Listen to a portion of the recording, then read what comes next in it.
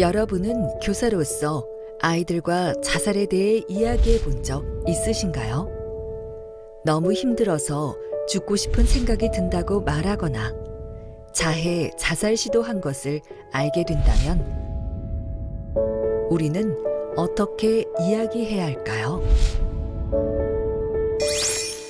그 자살이라는 단어를 제 입으로 학생들에게 말을 꺼낸다는 것 자체가 좀 두려웠어요. 어떻게 선생님인데 내가 그런 자살이란 단어를 정확하게 그렇게 표현을 할까? 그게 굉장히 좀 어려워요. 학생들이 낙인 효과가 있잖아요. 따로 이제 담임이 부른다 이렇게 하게 되면 학생들이 쟤 왜 가지? 그리고 이제 학생도 굉장히 의심을 많이 하고요.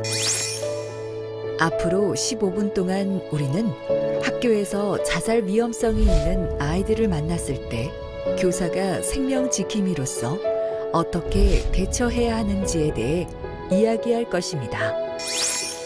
선생님들께서 생명지킴이 교육을 받아주신다면 첫 번째는 청소년들에게 이 생명 존중의 고귀한 정신을 좀 전달해 주실 수 있을 것 같고요. 두 번째, 우리 선생님들이 힘들어하는 친구들을 잘 선별할 수 있는 그런 선생님들의 어떤 마음과 눈이 생길 수 있을 것 같고요.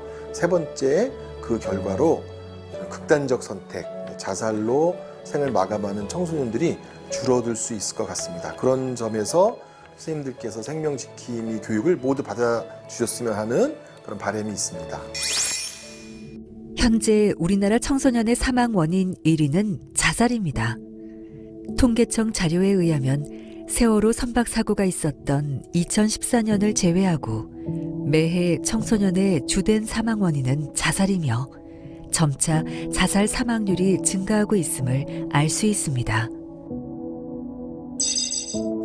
2023년 우리나라에서는 370명의 청소년이 자살로 사망했으며 서울에서는 51명의 청소년이 자살로 사망하였습니다. 매년 서울에서 두 학급 정도의 학생들이 자살로 사라지고 있는 것입니다. 이처럼 청소년의 자살 문제는 심각한 수준으로 어른들의 관심과 적극적인 예방이 필요합니다.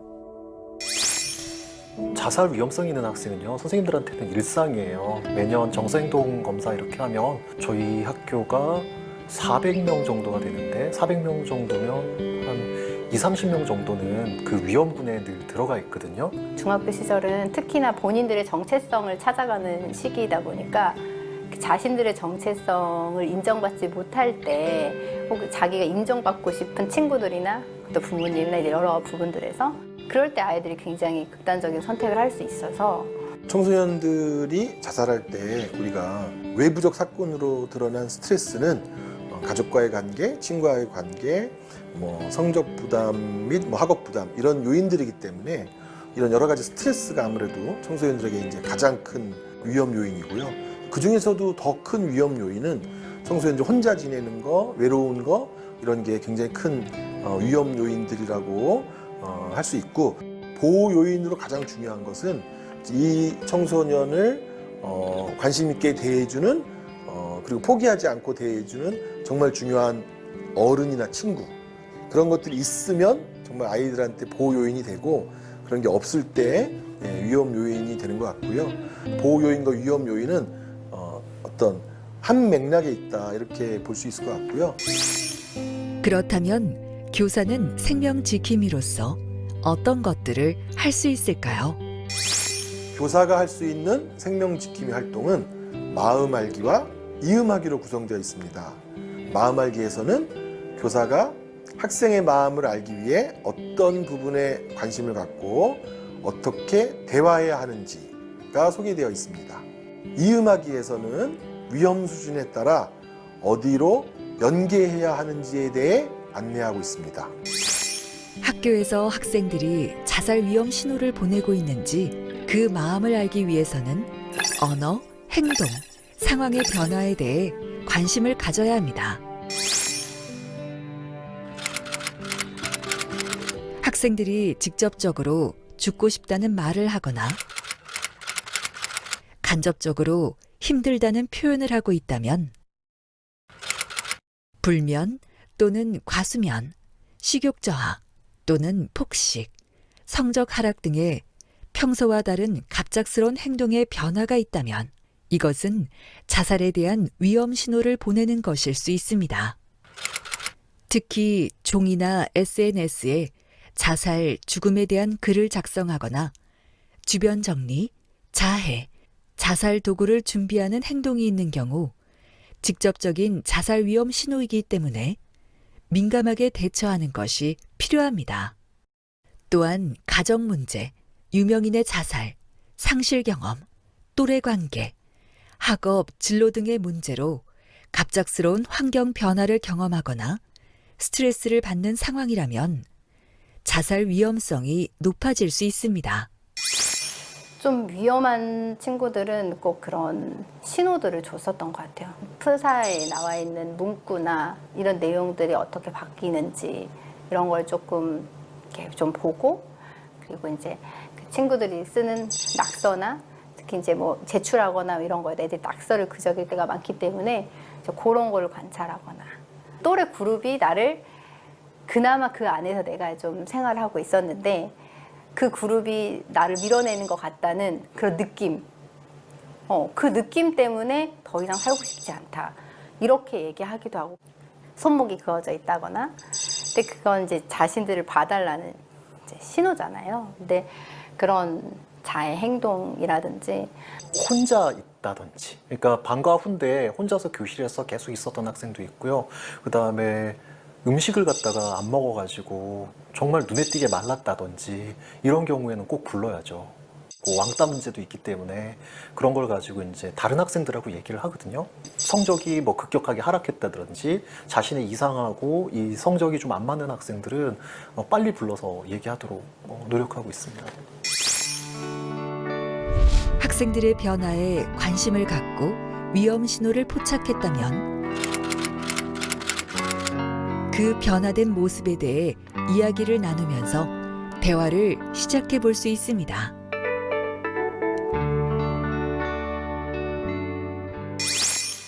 대화하기에서는 대화의 주인공이 학생이 될 수 있도록 들어주는 것이 가장 중요하며 교사의 생각과 조언을 강요해서는 안 됩니다. 선생님들이 아마도 제일 먼저 얘기하시는 거는 요즘 지내기 어때? 뭐 이런 거를 얘기를 할 거예요. 평소에 자주 대화를 해놔야 학생들하고 그런 경우에도 얘기가 될 수 있어요. 징후가 보일 때뿐만이 아니고 그냥 지나가면서 한 짧게 얘기하는 거에 그 예방할 수 있다라고 생각을 하고, 최대한 그냥 그럴 수 있지를 많이 얘기했어요. 그럴 수 있지. 그런 생각이 들 수 있어. 그런 친구들이 나를 이상한 눈빛으로 보는 것 같아요. 너무 그럴 때마다 괴롭다는, 그럴 수 있죠. 최대한 제 얘기를 안 하려고 굉장히 노력을 해요. 그러니까 좀 듣다 보면은 넌 그렇다는 말이지 하면서 자꾸 정리하려는 습관들이 있거든요. 그런데 그런 학생일 경우에는 어떻게 해서든지 얘기를 좀 들어주려고 노력을 하고 있고요. 그리고 제가 판단하려고 하는 것을 굉장히 좀 유보하려고 노력하고 있어요.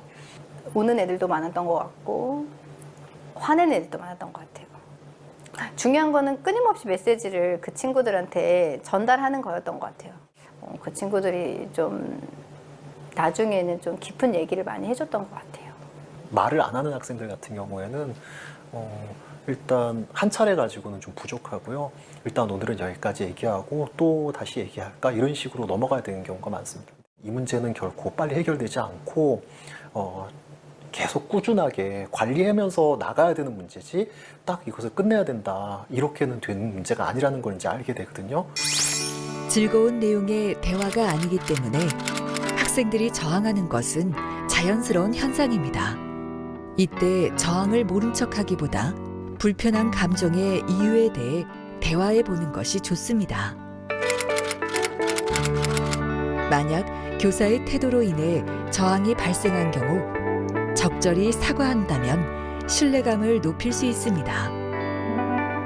하지만 관계가 좋지 못한 경우 억지로 상담을 이어가는 것보다 다른 상담사에게 연계해 주는 것이 서로에게 더 도움될 수 있습니다.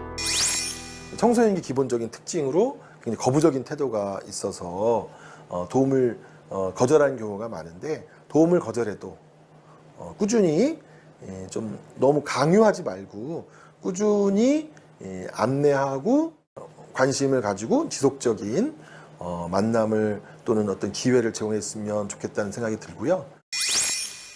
학생의 이야기를 경청하며 대화하던 중 자살을 암시하는 언어 표현을 포착했다면 자살에 대해 직접적으로 물어봐야 합니다.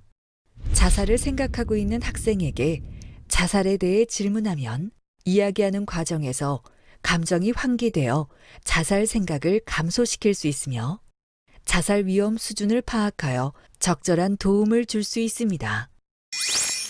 자살을 생각하고 있니? 라고 구체적으로 물어보라는 거예요. 그 매뉴얼에 보면. 근데 과연 내가 그렇게 얘기했을 때 내가 뒷감당을 할 수 있을까? 그런 거에 대한 굉장한 두려움이 있었어요. 내가 이걸 이렇게 말을 해도 되나? 그런 두려움들이 아주 컸어요. 항상 오늘 좀 어때? 막 이런 식으로 얘기를 했었던 것 같아요. 그러다가 본인들이 정말 숨이 턱까지 차오를 때가 있잖아요. 이제 그럴 때 그럼 정말 또 자살 생각해 봤냐? 이제 그때는 저도 이제 정확하게 그렇게 얘기를 할 수 있었던 것 같아요. 그러면 또 이제 아이도 이제 저한테 이제 구체적으로 그런 정황이라든지 자기 고민 이런 것들을 얘기할 수 있었던 것 같아요. 돌려 얘기하다가 결국에는 이제 오랜 시간 같이 얘기하다 보면 그 질문을 갖다 직접적으로 할 수밖에 없어요. 계속 얘기하다 보면은 저 선생님이 결국에는 나의 이런 가능성 때문에 얘기를 하는구나 알거든요. 그래서 자해를 하는 학생 같은 경우에 제가 직접적으로 혹시 자살의 위험도 있어서 이런 식으로 물어본 적이 있습니다. 학생의 마음을 알기 위해 언어, 행동, 상황의 변화를 관심을 갖고 대화를 통해 위험성을 확인했다면 마지막으로 어떤 도움이 필요할지 교내 위기관리위원회를 통해 논의하는 것이 좋습니다. 이때 반드시 전문기관과 함께 논의해야 학생을 위한 적절한 도움을 제공할 수 있습니다. 일단 첫 번째로는 학교에서 공식적으로 해결하려고 노력을 해요. 그래서 생명존중위원회를 개최를 해가지고 거기서 이제 학교 전체의 의견을 갖다가 이제 그 결정을 하고 그 다음에 부모님한테 말씀을 드려요. 그리고 부모님도 생명존중위원회에 와서 저희가 이제 얘기를 하시라고 얘기를 하고 만약에 이제 저희가 권고한 대로 듣지 않으면 최후의 수단은 저희가 아동학대로 신고하는 것까지도 준비를 하고 들어가죠. 그 선생님들이 많이 주저하죠. 이거 괜히 아동학대로 신고를 하면 내가 나중에 피해보는 게 아닐까. 그리고 가정을 갖다가 좀 흔들어 놓는 게 아닐까. 이런 걱정들을 많이 하시는데 그렇게 하더라도 공식적으로 조치를 하는 게 필요하다고 봐요. 학생을 잃는 것보다는 훨씬 낫거든요. 위클래스 선생님이 정말 그 위급하게 어떤 지원이 들어가야 된 친구들 같은 경우는 또 거기 안에서 그 네트워크가 있으니까 거기서 바로 연결도 해주시고 대부분 학교 안에 위클래스 선생님하고 의논해서 했던 것 같아요. 이런 친구로 인해서 또 주변 친구까지 영향을 받고 있다라고 하면 서울시 자살예방센터를 포함해서 지역에 있는 정신건강복지센터에 의뢰해 주시면 해당 학교에 대한 선생님 또는 학생들을 대상으로 이 생명사랑 교육을 진행하기도 하고 또 발견된 고위험군에 대한 연계와 의뢰 이런 걸 통해서 위험에 처한 그런 청소년들을 돕는 그런 시스템을 우리가 잘 운영할 수 있을 것 같습니다. 학생이 상담을 거부하더라도 자살 위험성이 있다면 보호자에게 알려야 합니다. 또한 생명이 위험하다고 생각되는 응급 상황이라면 학생과 보호자의 동의가 없더라도 112, 119에 신고하여 안전을 먼저 확보해 주셔야 합니다. 학생에게 관심 갖기, 언어, 행동, 상황의 변화를 관심 있게 봐주세요. 학생과 대화하기, 가르치려 하지 말고 있는 그대로 들으면서 자살에 대해 직접적으로 물어봐 주세요. 전문기관에 연계하기, 생명존중위원회 논의 후 학생과 보호자의 동의를 받아 전문기관에 연계해 주세요. 지금까지 배운 마음이음 활동 전략을 잘 기억하며 퀴즈를 풀어봅시다.